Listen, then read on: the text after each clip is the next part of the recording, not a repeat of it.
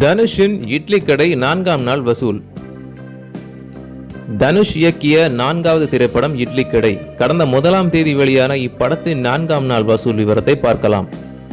இட்லி கடை படத்தின் கதை சிம்பிளான கதையாக இருந்தாலும் மனசை தொடும் கதையாக உள்ளது.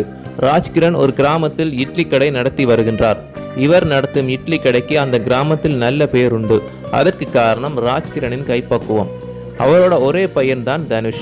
நகரத்திற்கு போக வேண்டும் என ஆசைப்படுவதால் ஒரே மகனாக இருந்தாலும் அவனின் ஆசைக்காக தனுஷை நகரத்திற்கு அனுப்பி வைக்கிறார். ஒரு கட்டத்தில் அப்பா அம்மாவின் மரணத்திற்கு பிறகு மீண்டும் கிராமத்துக்கு வரும் தனுஷ் அப்பா நடத்துகிற கடையை மீண்டும் உயிர்ப்பிக்கிறார்.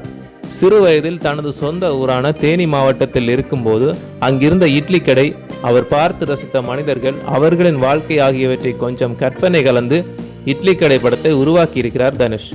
இத்திரைப்படம் ஒரு ஃபீல் குட் திரைப்படமாக ரசிகர்கள் மனதில் இடம் பிடித்துள்ளது. இந்த நிலையில் இந்த திரைப்படம் 4ஆம் நாளில் 6.15 கோடியை வசூலித்துள்ளது. அதாவது படம் வெளியான 4 நாட்களில் இதுவரை 35 கோடி வரை வசூல் செய்துள்ளது. காந்தாரா திரைப்படத்தினால் இது வசூலில் சரிவை சந்தித்திருக்கிறது.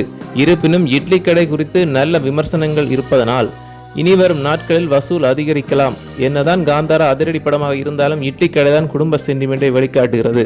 தமிழ் மக்கள் பெரிதும் விரும்புவது குடும்ப சென்டிமெண்டை தான். அதனால் இட்லி கடை நிச்சயம் வசூலில் சாதிக்கும். ஆனால் சில நாட்கள் ஆகலாம். தமிழ் சினிமாவை பொறுத்தவரை கிராமத்து மண் வாசனையை வெளிக்காட்டும் படங்கள் மக்கள் மத்தியில் வெற்றி பெற்றுள்ளன. எனவே நிச்சயம் இட்லி கடை படமும் வசூலில் சாதிக்கும் என்றே தெரிகிறது.